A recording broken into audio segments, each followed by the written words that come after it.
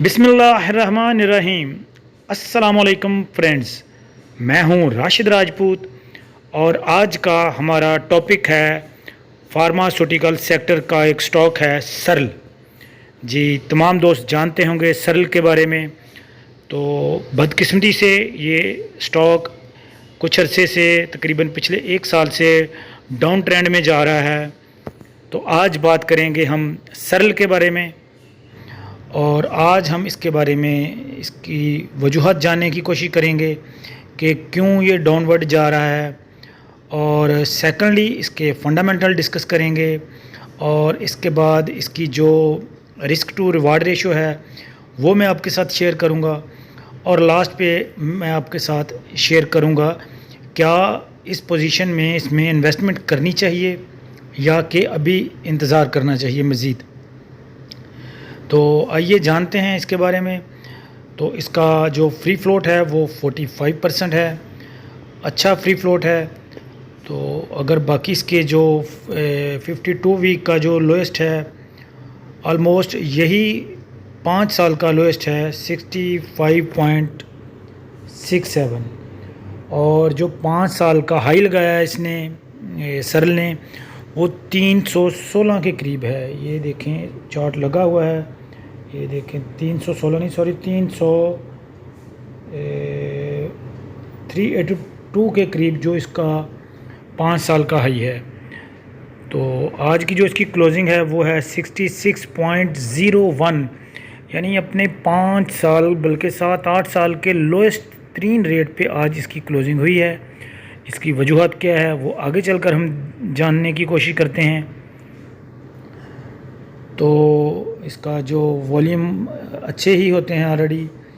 तो बाकी फ़ंडामेंटल की जानते हैं इसके कि कैसे फ़ंडामेंटल है। जैसा कि आप सारे दोस्त जानते होंगे, फ़ंडामेंटली तौर पे ये एक स्ट्रॉन्ग स्टॉक है, ब्लू चिप शेयर है। तो इसका जो अब हम सबसे पहले देखते हैं EPS अर्निंग पर शेयर।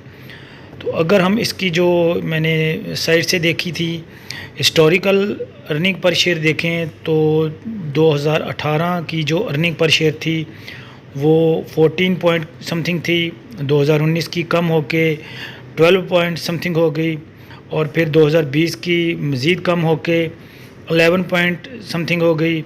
उसके बाद 2021 की कोविड की वजह से और कुछ गवर्नमेंट पॉलिसियों की वजह से मज़ीद कम होके 7 पॉइंट समथिंग हो गई।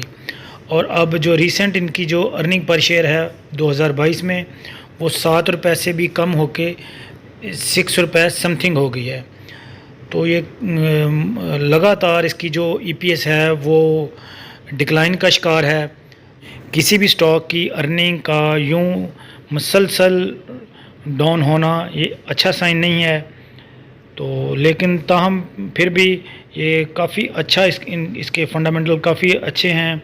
और बाकी अगर जो इनकी परफॉर्मेंस की बात करें, प्रॉफिट मार्जिन जो हैं वो भी बढ़ रहे हैं, इसके एसेट भी बढ़ रहे हैं, लेकिन एसेट के साथ साथ जो कंपनी की लायबिलिटीज़ हैं वो भी काफ़ी बढ़ रही हैं। तो जो इसका रीसेंट नेट प्रॉफिट था वो 2 बिलियन से ज़्यादा था।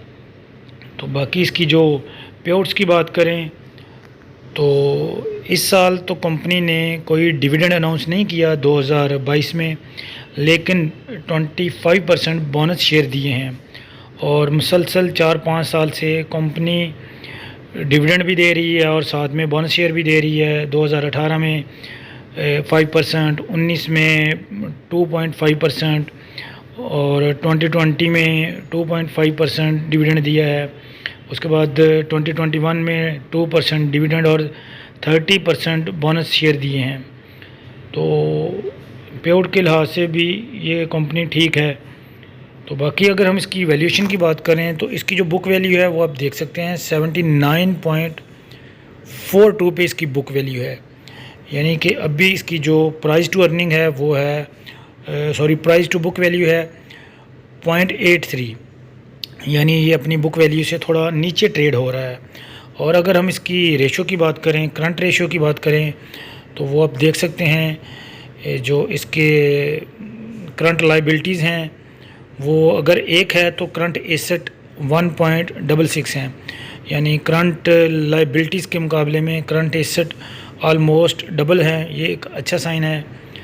तो चूँकि फंडामेंटली तौर पे ये कंपनी काफ़ी स्ट्रॉन्ग है। तो बाकी अगर हम इसके जानने की कोशिश करें कि ये इस हद तक क्यों डिक्लाइन का शिकार है, तो कुछ तो इस कंपनी के इंटरनल फैक्टर हैं, लेकिन जो फार्मास्यूटिकल का सबसे मेजर फैक्टर है वो है जो प्रीवियस गवर्नमेंट थी पीटीआई की, उन्होंने जनवरी 2022 में मिनी बजट के ज़रिए फार्मास्यूटिकल सेक्टर पे इनकी जो रॉ मटेरियल की इंपोर्ट पे 17% सेल टैक्स लगा दिया था। तो जिसकी वजह से ये सेक्टर तब से ही काफ़ी डिक्लाइन का शिकार है। तो इवन के जो लाइफ सेविंग मेडिसिन भी थी तो उस पे भी 17% टैक्स लगा दिया गया। तो बाद में आने वाली जो गवर्नमेंट है पीडीएम की, गो के उसने भी इसको कंटिन्यू रखा, लेकिन उसने सिर्फ 1% जो इसमें रिड्यूस किया, 17 की बजाय 16 कर दिया। तो जिसकी वजह से कोई इस सेक्टर पर खातर खा पॉजिटिविटी नहीं आई, बल्कि ये तब से ही डिक्लाइन का शिकार है। तो ये थी इसकी जो इस ख़तरनाक हद तक डिक्लाइन की रीज़न। तो अगर अब बात करें हम इसकी जो रिस्क टू रिवार्ड रेशो की, तो जैसा कि आप देख सकते हैं कि इसकी जो 5 साल का जो इसका हाई है वो 382 है, और अब ये बिल्कुल अपने 5 साल के लोएस्ट के पास ट्रेड हो रहा है। तो यूँ इसका जो रिस्क है वो बहुत कम है, जबकि इसके मुकाबले में रिवार्ड बहुत ज़्यादा है, यानी 382 समथिंग। तो रिस्क टू रिवार्ड रेशो भी जो है उसके लिहाज से भी इस शेयर में काफ़ी पोटेंशियल है।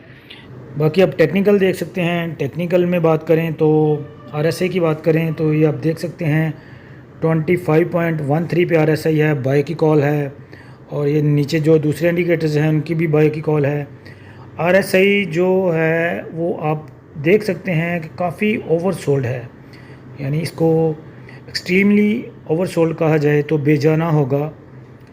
तो लेकिन जो मेरी राय है कि अभी भी इस स्टॉक में आप वेट करें, जैसे ही ये 60 से नीचे आए तो इसमें आप थोड़ी थोड़ी बाइंग करें, लेकिन वो बाइंग आप करेंगे इन्वेस्टमेंट पर्पस के लिए, नॉट फॉर ट्रेडिंग। और इसकी जो इन्वेस्टमेंट के लिहाज से ये स्टॉक बहुत ज़बरदस्त स्टॉक है, और इस चीप रेट पे ये स्टॉक फिर नहीं मिलने वाला।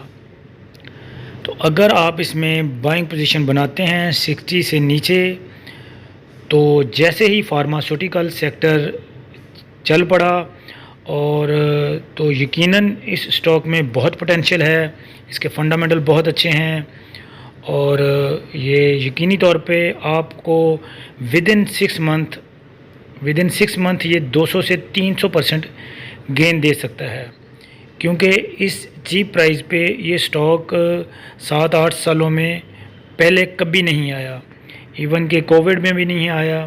तो उम्मीद करता हूँ कि ये वीडियो पसंद आई होगी। Thanks for watching. पाकिस्तान जिंदाबाद।